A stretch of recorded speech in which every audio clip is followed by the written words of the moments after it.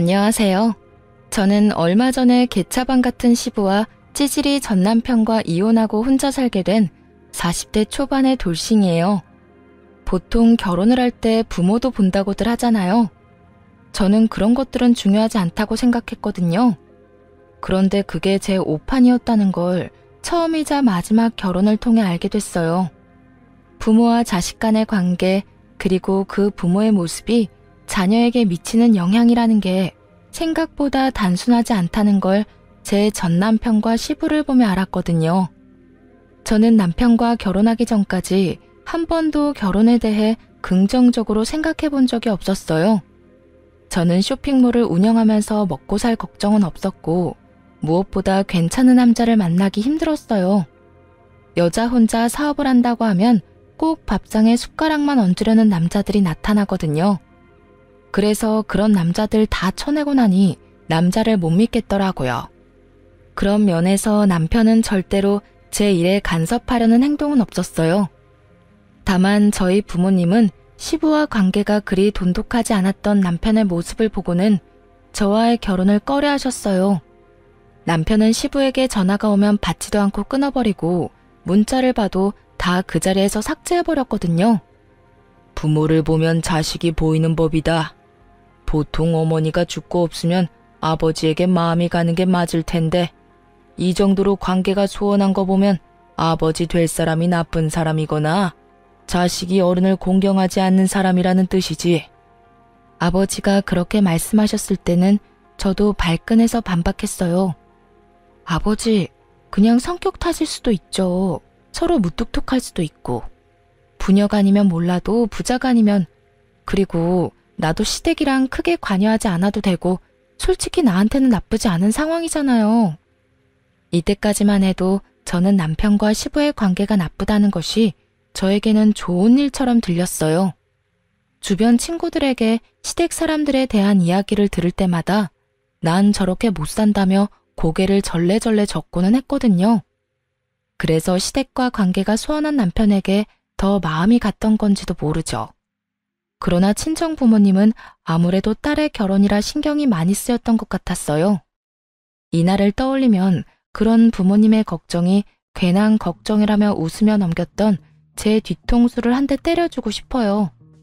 다시 돌아간다면 절대로 후회할 선택 따위는 하지 않았을 텐데요. 그러나 저는 그만큼 남편에게 신뢰를 느끼고 있었어요. 그래서 결혼까지 하게 됐고요.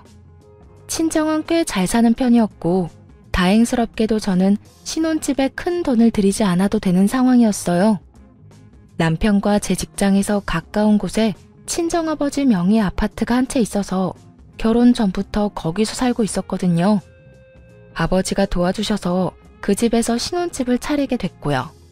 평수는 넓지 않았지만 남편은 돈 안 들이고 신혼집이 생겼다는 것에 무척 고마워했어요. 그렇게 남편과의 신혼생활이 시작됐어요. 제 나이 40에 홍기를 꽉 채워 결혼한 연상연하 커플에게도 신혼은 즐거운 나날의 연속이긴 했죠. 그런데 그 즐거운 나날은 얼마 가지 못해 금이 조금씩 가기 시작했어요. 남편의 문제라기보다는 시부의 문제 때문이었죠. 시부가 사는 시댁은 저희 신혼집과 가까운 데 있었어요. 결혼 전 남편은 그 시댁에 살고 있지 않았어요. 관계가 그리 좋지 않았던 만큼 남편은 따로 자취를 하고 있었죠. 시댁과 신혼집이 가까웠지만 남편이 시부와 가깝지 않았기에 저도 시부와 그 정도 관계를 유지하게 될 거라고 생각했어요. 그런데 그 생각이 완전 잘못된 거였죠. 시부는 남편이 아니라 제게 연락하기 시작했어요. 세아가 우리 집에 냉장고가 고장이 나서 뭘 할 수가 없구나. 반찬이 다 쉬어빠져서 이 여름에 보관도 못하고 수리를 하자니 너무 낡아서 수리가 될지 걱정이고 사자니 돈이 없고. 남편이 시부의 연락을 다 씹어대니 시부가 저에게 전화를 하는 건 정해진 순서였죠. 그렇다고 제가 시부 연락을 남편처럼 다 무시할 수는 없는 노릇이잖아요. 네, 아버님. 그 일랑 상의해보고 연락드릴게요. 일단 남편 이름을 팔고 남편에게 전화를 했죠. 아버님 나한테 연락 오셨어. 시댁 냉장고가 고장났다고 하시는데 어떻게 할까? 당신한테 연락 왔어?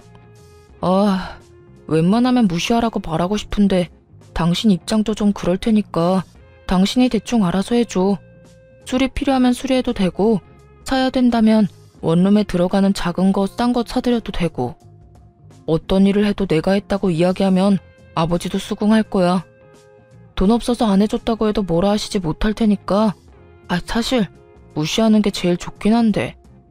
남편 말에 저는 생각보다 크게 놀라고 말았어요. 관계가 나쁘다는 것은 알았지만 대놓고 무시하라고 말할 정도로 사이가 나쁜 건지는 몰랐거든요. 그 이야기를 듣는 내내 저는 어떻게 해야 하나 싶었어요. 그래서 일단 저희가 모으고 있던 생활비 통장에서 돈을 조금 빼서 시부에게 작은 원룸형 냉장고를 사드렸어요. 기존에 있던 것도 그것과 비슷한 크기라서 다행이긴 했죠. 시부는 제게 고맙다며 이빨은 칭찬만 해주더군요. 그렇게 사건이 일단락되는가 싶었는데 그 뒤로 시부는 무슨 문제만 생기면 저한테 전화를 했어요. 그럴 때마다 하는 말이 항상 가전이 고장났다는 거였죠. 처음에 사준 냉장고, 그 뒤에 중저가 작은 크기의 TV, 전자레인지까지 벌써 3개의 가전을 저희 생활비로 바꿔드렸어요. 그런데 마지막 전자레인지를 바꾸고 한 달도 안 돼서 또 연락이 왔어요. 아가, 요즘에 황사가 너무 심하구나. 집에 환기를 시킬 수도 없고 너무 갑갑해서 그러는데 공기청정기 하나만 집에 놔줄 수 없겠니? 배도 그렇게 좋지 않은데 나쁜 공기 쐬려니 여간 불편한 게 아니다. 집에서만이라도 깨끗한 공기 맡고 싶은데 어떻게 안 되겠냐? 한마디로 공기청정기를 사달라는 거였죠. 저는 시부에게 말했어요. 아버님, 저희도 요즘에 돈 나갈 곳이 많아서 이렇게 자주 사드릴 수는 없어요. 일단 모아놓은 돈도 거의 다 떨어져서 이번 공기청정기 사는 것도 아슬아슬하네요. 다음부터는 저희도 마련해드리지 못할 것 같아요. 저는 돌려서 말하면 시부가 또 눈치 없이 요구할까봐 일부러 대놓고 앞으로는 사주지 않겠다고 말했어요. 그래, 아무래도 오랫동안 같은 집에서 살다 보니 가구나 가전들이 많이 낡았지. 그래도 네 덕에 중요한 것들은 몇 가지 바꿀 수 있었으니 여기까지 해준 것만 해도 고마운 일이지. 솔직히 시부가 한 소리 할 줄 알았는데 의외로 알겠다며 수긍을 하더군요. 마지막이라는 생각을 하고 나니 홀가분하게 공기청정기를 사서 시댁으로 보냈어요. 앞으로 이런 일이 없겠지 하는 마음에 그간의 짜증을 덜어내고 보낸 거였죠. 마지막이다 생각하니 마음도 그 전보다야 편했어요. 그리고 공기청정기를 시부에게 사주고 집에 돌아와 저는 집 정리에 들어갔어요. 제가 계속 살던 집이라 결혼 후에 남편 짐이 들어오면서 점점 공간이 좁아지기 시작했거든요. 그래서 집을 정리하면서 안 쓰는 물건들, 상태가 꽤 괜찮은 것들은 모두 중고마켓에 팔기로 결정했죠. 그런데 중고마켓에서 글을 올리려고 했는데 바로 보이는 화면에 제가 시부에게 사준 것과 동일한 공기청정기가 딱 올라와 있더라고요. 올린 지 얼마 안 된 게시물이었는데 그것도 미개봉으로 올라와 있더군요. 인기가 많은 모델이 아니었기 때문에 정확하게 기억하고 있었거든요. 이상하다 싶어서 사진을 확인해 봤는데 아무리 봐도 방바닥이며 벽지가 시부 집에 있는 것과 똑같은 거였어요. 저는 글 주인의 거래 내역을 확인했어요. 예전에 올린 글들도 전부 미개봉 상품이었는데 하나도 빠짐없이 제가 시부에게 사준 가전들이었죠.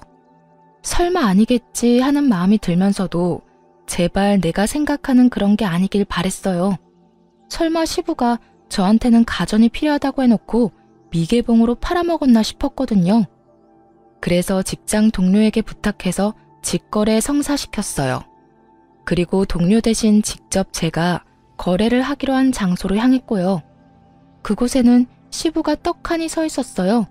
공기청정기를 가지고. 주소 봤을 때부터 확신이 됐어요. 시부 집 바로 앞에 있는 공원이었거든요. 며느라가, 네가 왜 여기 있는 거냐? 시부 표정이 아주 가관이었죠. 게다가 공기청정기를 몸으로 가리려고 시도하는 것을 보니 더 열받았어요. 아버님이야말로 제가 사주신 공기청정기 들고 왜 공원에 나와 계세요? 설마 지금 중고거래 하러 나오신 건 아니죠? 그게 말이지. 내가 원하던 모델이 아니라서 팔아서 다른 거로 사려고 했지 뭐냐. 너한테는 미안한 일이라 내가 말도 안 했어. 자연스레 거짓말을 꺼내더군요. 아버님, 그 말에 책임지실 수 있으세요? 그럼 여태껏 제가 사준 가전들은 집에 얌전히 잘 있겠네요.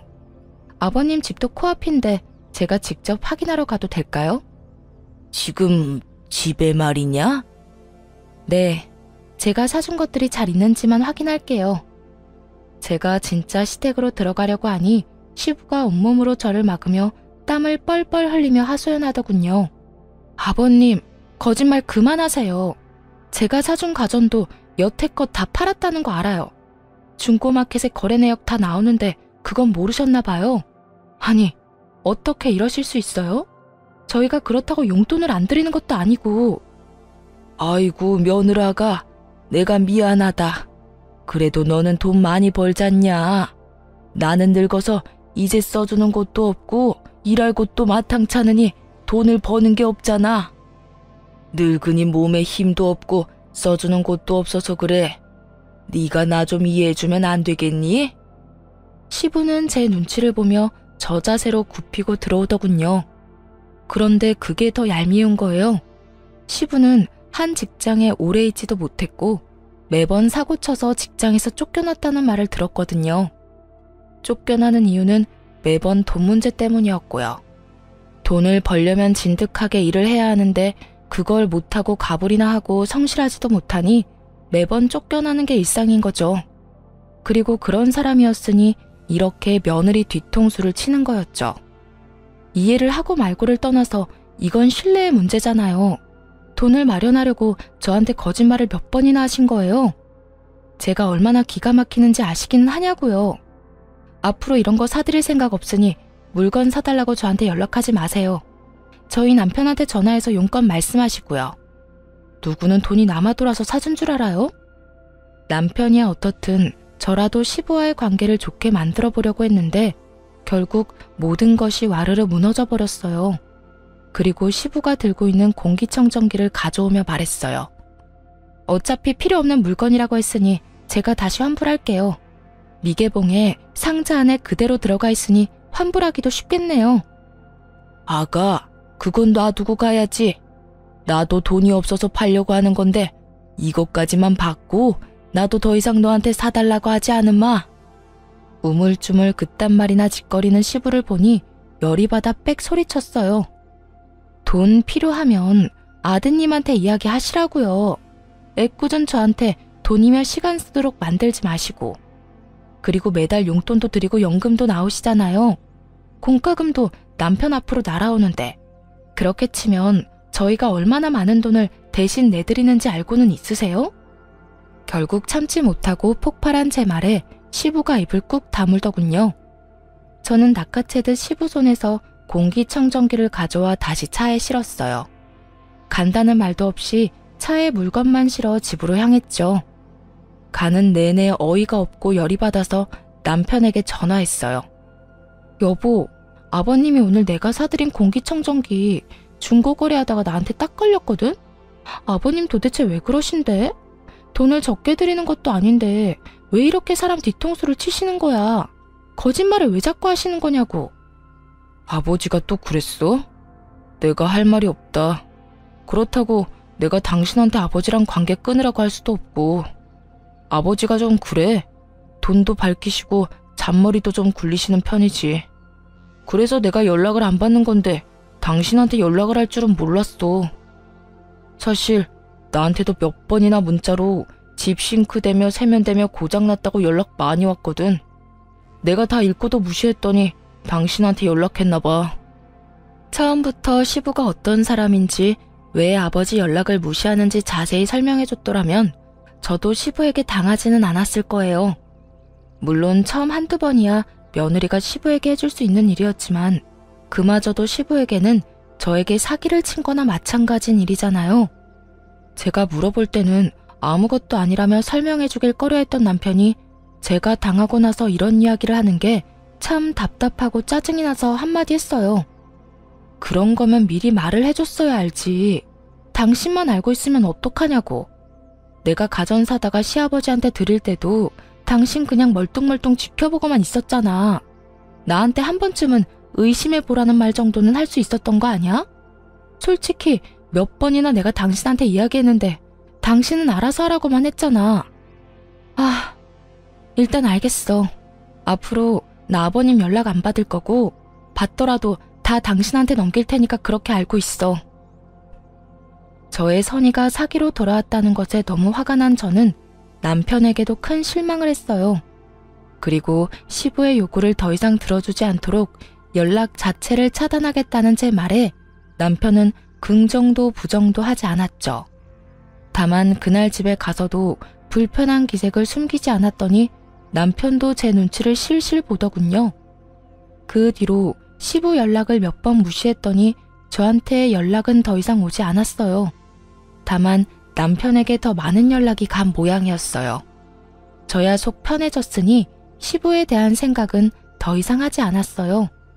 결혼하고 1년도 안 되어서 이런 일이 벌어져서 솔직히 화도 많이 났지만 그래도 더 이상 연락을 안 하게 됐으니 다행이라고 생각하기로 했어요. 초반에 잘 끊어냈다 싶었죠. 그렇게 몇 달간 참 조용한 시간이 흘렀어요. 시부에게 연락이 없으니 그냥 제 생활만 하면 돼서 마음도 편하고 좋았거든요. 그런데 그 평화로운 시간은 모르는 번호에 연락 한 통으로 다시 와장창 무너졌어요. 저는 폰이 2대가 있어요. 한 대는 개인적으로 사용하는 폰이었고 한 대는 사업용으로 사용하는 회사 폰이었죠.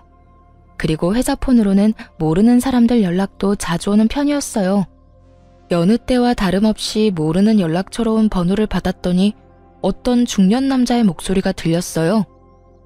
혹시 전화 받으신 분이 이종길 씨 며느리 되십니까?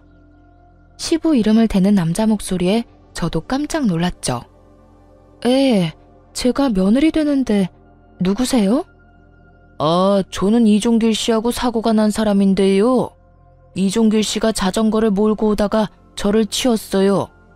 자전거 전용 도로도 아니고 갑자기 골목에서 튀어나와서 사람을 치는데 병원에 가야 해서 합의금이라도 받으려고 하니 돈이 없다면서 자식들한테 연락하라고 하지 뭡니까? 아들은 전화해도 한 통도 받지를 않으니 결국 며느님한테 연락한 겁니다. 시부가 자전거로 사람을 쳤다기에 깜짝 놀라서 말했어요. 몸은 괜찮으세요? 이를 어째. 일단 저희 아버님 좀 바꿔주시겠어요? 그래, 나다. 이런 일로 연락해서 미안하구나. 다짜고짜 미안하다는 말을 꺼내는 시부에게 제가 말했죠. 아버님, 사고 난 거 어떻게 하기로 하셨어요? 상대방이 많이 다쳤나요? 병원에 가봐야 할 것 같은데 일단 50만 원만 좀 빌려줘라. 내가 차용증이든 뭐든 쓸 테니까. 지금 당장 이 사람하고 합의는 해야 하지 않겠니? 당시에는 너무 경황이 없어 상황을 알아볼 틈도 없이 일단 돈을 빌려주기로 했어요. 그리고 빌려달라는 말은 곧 갚을 거라는 말이니 부담도 없었고 말이죠. 노파심에 한마디 덧붙였어요. 아버님, 다치신 분 입원으로 다 마무리해야 해요. 계속 끌고 오면 답 안 나오니까 병원 같이 가서 진료 보고 다 할 때까지 그냥 가시면 안 돼요? 신신당부를 하고 전화를 끊었지만 그 뒤로 걱정이 되는 건 어쩔 수 없었어요. 저녁까지 아무 연락이 없으니 상황이 궁금해 제가 먼저 전화를 했어요. 아버님, 일은 잘 처리됐어요? 뒷말 안 나오도록 잘 해결하신 거 맞죠? 그래, 다 해결 잘 됐다. 네가 돈을 빌려줘서 그걸로 합의금이랑 치료비 했어. 그 돈은 내가 나중에 꼭 갚으마. 고맙다, 며느라가. 그렇게 말을 하는 시부를 보며 시부도 반성을 했나 싶은 생각이 들었어요. 게다가 자전거로 친 사람이 생각보다 상태가 괜찮다는 말에 안도의 한숨을 내쉬었죠. 경황이 없고 너무 놀랐지만 잘 해결됐으니 말이에요. 그런데 그 한 달 뒤 이번에도 모르는 사람에게 전화가 왔어요. 상대방은 전화를 한 시점부터 이미 화가 나 있었어요. 여보세요? 이종길 씨 가족이요? 네? 네, 맞는데 누구세요? 아니, 멀쩡히 주차된 차를 자전거로 박아서 엉망을 만들었잖아요. 이거 어떻게 책임지실 거예요? 아들은 전화하니 받지도 않고. 이거 다 고치려면 못해도 100만 원은 넘게 나올 텐데. 그쪽 시아버지라는 사람이 돈 못 주겠다고 버티고 있으니 내가 답답해서 가족한테 연락한 거요. 또 사고 소식이었어요. 이번에는 자전거로 주차된 자동차를 박았다고 하더군요. 결국 이날도 150만 원을 시부에게 빌려줬어요. 시부는 절대 돈을 달라고 하지 않았어요. 빌려달라고 했을 뿐이지. 그러니 뭐라 할 수도 없고 괜히 짜증나고 열받는 마음에 남편에게 전화해서 화냈어요. 여보, 아버님이 자전거 타고 다니면서 여기저기 사고 엄청 내고 다니는 거 당신 알아? 뭐? 그런 일이 있었어? 나야 모르지. 전화는 안 받았으니까. 그리고 요즘에는 나한테 연락도 안 오시던데. 모르는 번호로 연락 한 번도 안 왔어? 당신한테 전화했었다는데? 당신이 전화 안 받아서 나한테 전화하는 거라고 그랬는데? 그 말을 들으니 더 화가 났어요. 당연히 이런 일이 생기면 아들한테 연락하는 게 정상이잖아요. 이 시부는 아들한테는 씨알도 안 먹힐 걸 알고는 저한테만 연락을 한 거예요. 아버님이 나한테 빌려가신 사고 합의금만 200만 원이야. 그거 분명히 빌려달라고 해서 빌려드린 거고. 그런데 처음엔 빌려간 돈도 안 갚고 벌써 두 번째 사고 합의금도 빌려가셨거든? 돈 안 갚으실 것 같으니까 당신이 어떻게 좀 해봐. 아, 당신도 너무하네. 돈도 잘 벌면서 그 정도도 못해줘? 너도 가만 보면 사람이 인정머리가 없어. 뭐? 아버님 무시하라고 한 사람이 누군데 이제 와서 인정머리 타령이야. 그래서 가정 갖다 팔아버린 건 안 돌려받았잖아. 그거라도 악착같이 돌려받을 걸 그랬어. 그리고 당신 아버지가 사고친 걸 왜 내가 해결해야 하는데? 내가 당신이랑 결혼했다고 해서 당신 아버지가 진짜 내 아버지가 된 것도 아니고. 그렇게나 아버지 생각하면 당신이 알아서 다 해야지.